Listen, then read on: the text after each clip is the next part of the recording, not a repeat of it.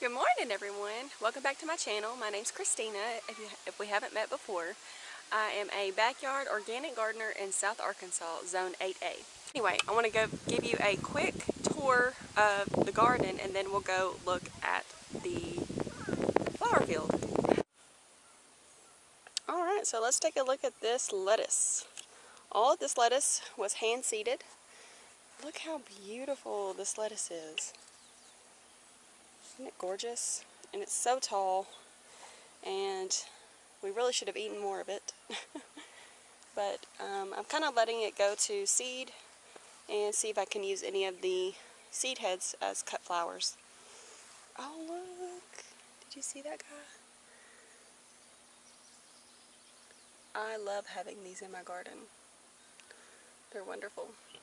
This, on the other hand, I'm not even sure what that is. But yes, we have this wonderful romaine lettuce. Isn't that beautiful? We had some spinach down here. It has been fried by the sun. This is one of our cherry tomato plants. I knew that the lettuce would be coming out soon. We do have carrots planted in this bed as well, and they are a cool season. They are a cool season crop, and we've been having a lot of hot temperatures. We're already in the 90-degree Fahrenheit for our highs during the day. We were blessed with 1 week this past week of our highs being in like the 70-degree Fahrenheit range, and we had 4 inches of rain. So it was phenomenal, and now the garden is booming, and that's why I want to show it to you real quick. But I do promise I will show you the flower field out there. So, my point was that I knew the lettuce and the carrots were going to come out eventually. So I went ahead and planted my cherry tomato plants here. I haven't grown tomatoes in this bed I didn't grow them in this bed last year, but I did the year before that. Ideally for nightshade crops, so that's tomatoes, peppers, eggplant, potatoes, you don't want to plant them in the same spot year after year after year, because the diseases and the pests that love the nightshade family will just attack that area right there. So it's good to practice crop rotation. So I've got my cherry tomato plants in here, and then once the lettuce comes out, I do have a basil I've planted over there, and I may do something else. But let's look at the trellis. So this trellis here has Kentucky Homestead green beans. It's a pole bean, and as you can see, it's crawling up the trellis. And I've got one on each side here. So I've got one here in the middle and one here on this side, and they are almost meeting at the top. On each side of this green bean, I have a hyacinth bean pod plant, and it produces dark green leaf with purple veining. It's supposed to make a really pretty either white or purple flower that turns into a really dark purple bean pod. And they're very striking, and I think it's going to be really pretty. I really want to have something aesthetically beautiful on this all season long if I can. And then of course I can save the seeds. Y'all, the seeds were expensive, okay? I got them from, oh, don't get me lying, I want to say Hudson Valley Seed Company. I'm not 100% sure on that, but they were really expensive. And I do plan on saving the seeds for those. And then also, here's a tip. If you're really into plants, if you're really into gardening, tell somebody about it. Because once people find out that you're a plant person, they will give you stuff. They will bring you stuff. They will put things away specifically for you, okay? So, this wonderful friend of mine found out that I loved gardening and stuff, and so she brought me a whole bag of these hyacinth bean pods. Now, of course, I had already bought them and planted them in my garden. She didn't know that, but she brought me this whole bag of them, and I was like, oh, thank you. You know, that was just like the thought of it, and I don't know, I was so touched. And it makes me want to pass it along to the next person. I've got a hyacinth bean. I've got a hyacinth bean here and here. And it's not taking off as fast as the green bean, but I think it just needs more heat, which we are supposed to have a lot more heat this week and into the summer. But as you can see, this is the tip of the pod right here, so it hasn't quite reached the middle.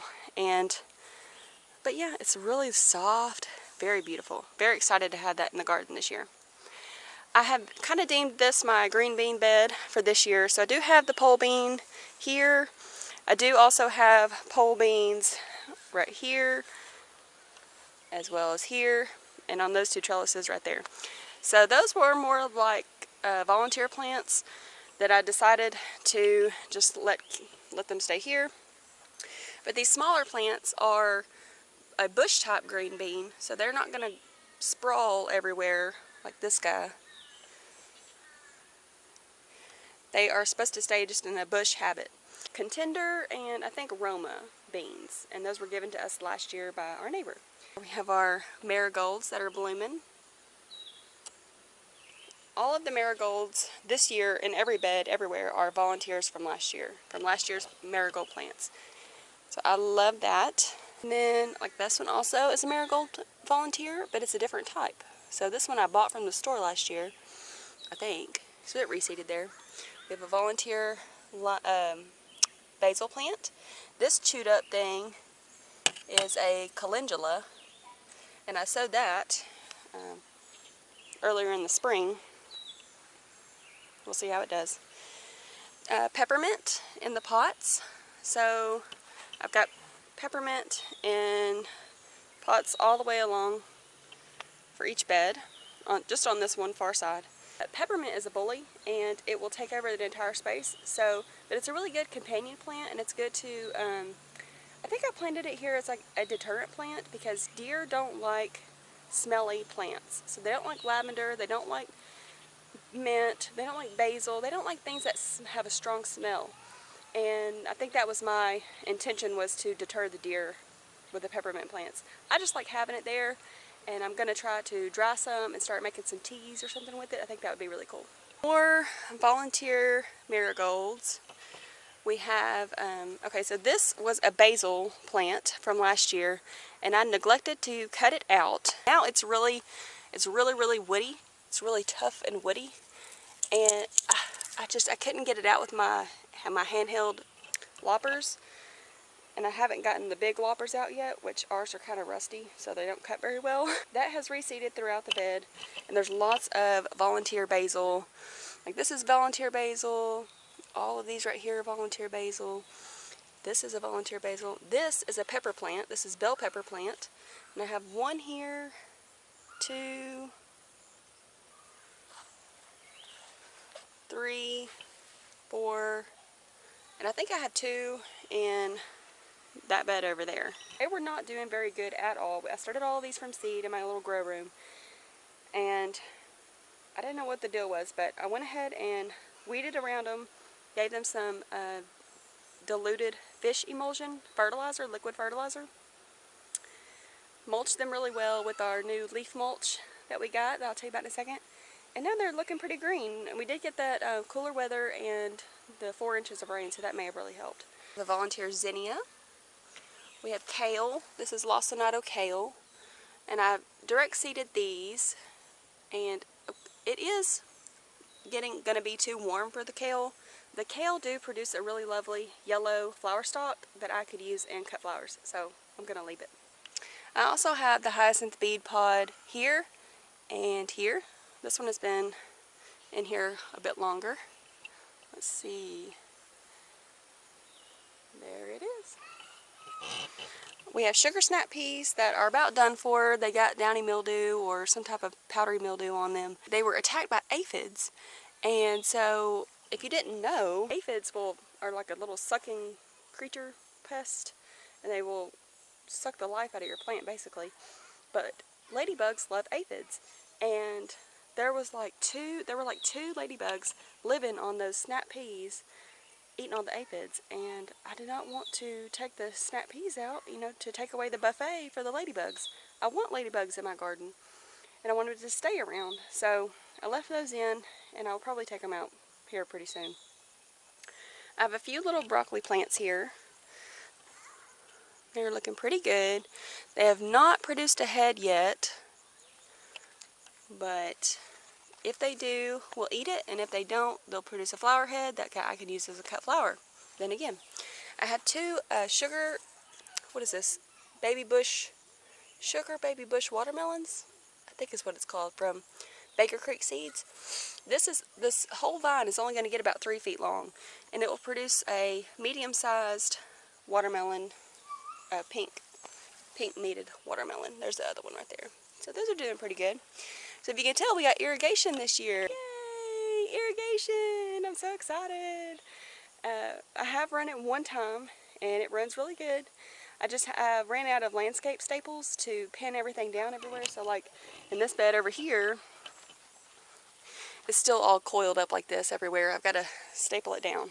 Y'all, I don't know what all got recorded in that cameras. Anyway, I was telling you about the leaf mulch, and I discovered our local water utilities has a composting section, a composting division, and people that live in the city will rake up their leaves in the fall, put them in a bag, and they'll take them to the composting division. Also, they trim trees and things like that, and there's supposed to be rules of what people can bring and not bring as far as trash or painted wood or things with nails in them, stuff like that. You know how it goes with the public. So they can just drop this stuff off at the composting division, and they make a compost, they make wood chips, and they also do leaf mulch. So I have bought bulk compost in the past, which is a great idea if you have a large area to cover. And the bulk compost in my area goes anywhere from $30 a yard to $50 a yard or more. And a yard is one scoop from a skid steer is what they use to measure a yard.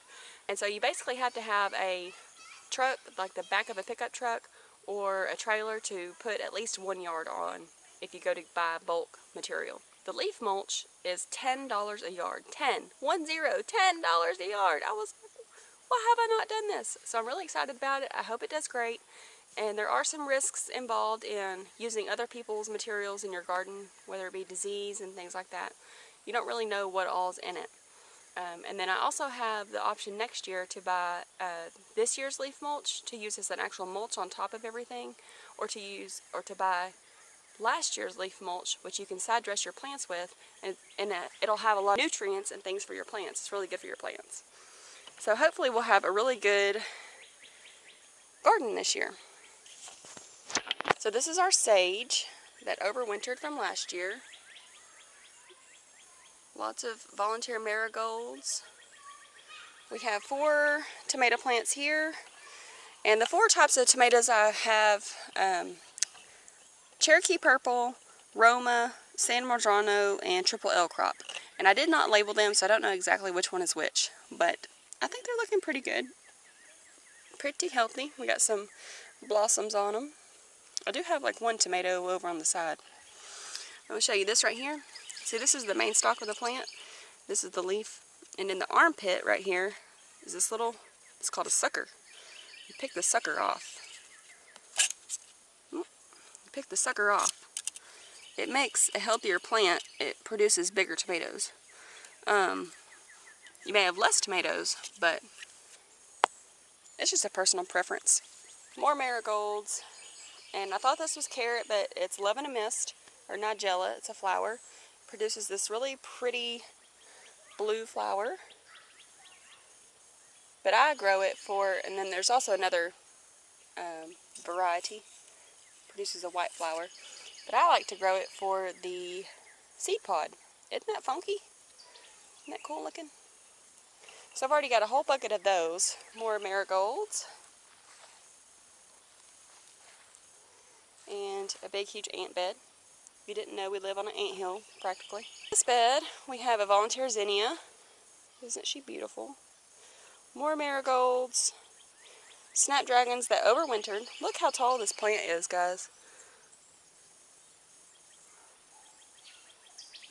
Look at that. That's the top of the stalk. This one's probably 36 inches tall, and a lot of them are that tall. I've cut a ton off of this plant right here. And see, if you don't stake your snapdragons, they'll fall over like this, and then they'll grow up toward the sun, so it bends their stems. But this is the apple blossom variety of snapdragon. They smell like cotton candy. So I thought this was a carrot, and it is a carrot, kind of. It's in the carrot family, but it's producing a bloom. So I believe this is Dara, and hopefully it keeps growing. All of our tomato plants, not all of them, yeah, all of our tomato plants have these wooden stakes on them. My husband made me those stakes last year. I believe they're like 6 to 8 feet tall, and I have to drive them into the garden bed with a T-post driver. But I have found that it's kind of best for us because I like to move my tomatoes around, and I don't have a large enough bed to put in like a cattle panel for a trellis. So I just use those and tie them to that stake, and it's been working out pretty good. Yeah, they're looking pretty good. I mean, they're pretty tall. Got lots of blossoms on them here. And I did pick off about 30 or more tomato hornworms last night, and most of them were really small, like just hatched kind of babies, like still on the same leaf they hatched on.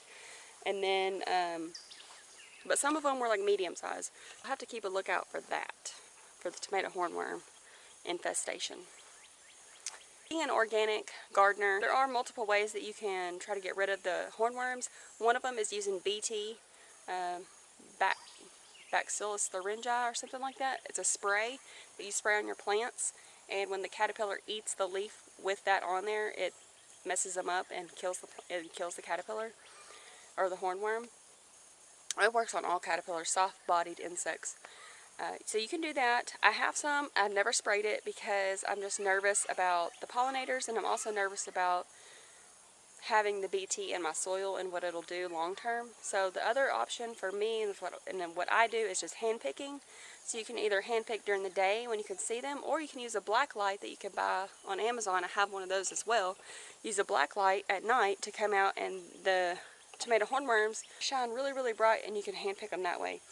My issue with doing that, and I did it last year, and I made a video about it, and I think I took it down because it was really embarrassing. But my issue with that is that if you're going to be doing it at night when you should be doing it, there are also 500,000 other bugs that are out and flying around and want to come to the light that's on your head because you have to wear a headlight. I do anyway, because I live out in the boonies. So yes, just be warned about that. This is our volunteer zinnia bed. I had some zinnias sown here last year, and they all produced their seeds, which these are all been pollinated, and they're like a hybrid color now, which is really cool. I also have cucumbers in here, so hopefully they don't get shaded out too bad by the zinnias. They probably will. I'll probably have to cut the zinnias back because I really need some cucumbers to grow. So I have a couple of those to grow up the trellis here. But look at these beautiful zinnias. I've been cutting on them. I need to cut some more. Look at this soft pink color. Oh wow. Look at this. She's like a purple. Light and dark purple. They're all kind of really pretty colors. And then our coneflower from last year. And more zinnias in here. We have our onion patch here. These are the onions that we got from our neighbor. The gentleman that these onions came from, he still has his onions in the ground. And I'm just gonna like keep driving by his house, and when he pulls them up, then I'm gonna pull mine up. Because I don't know really what to do with them. And anyway. We have some watermelons growing here. It's supposed to produce an orange flesh watermelon, and these were given to us by a family friend, and these are seeds that have been in his family for a long time, so I'm really excited about that. We have some sunflowers here. These are the same colors that I grew here last year. They're like a summer yellow, or like yellow and plum color, like a maroon color, kind of stripy looking, really pretty. And I just have a continuation of that, of more watermelons here and here, and more sunflowers here. And this patch right here, we have zinnias. My husband tilled that up for me. So we have some zinnias planted there. And then I'll show you an update on the ornamental wheatgrass. This is black tip wheatgrass, and it looks kind of poorly, honestly. It looks bleached out, but it's producing this seed pod right here, and it's not very tall. So I imagine I'm not giving it what it needs or what it wants. Okay, so that is a little update on the veggie patch, as people in the UK call it. I call it a garden, or my backyard, and they call it a veggie patch. I just thought that was so cool. So let's go look at the flower field.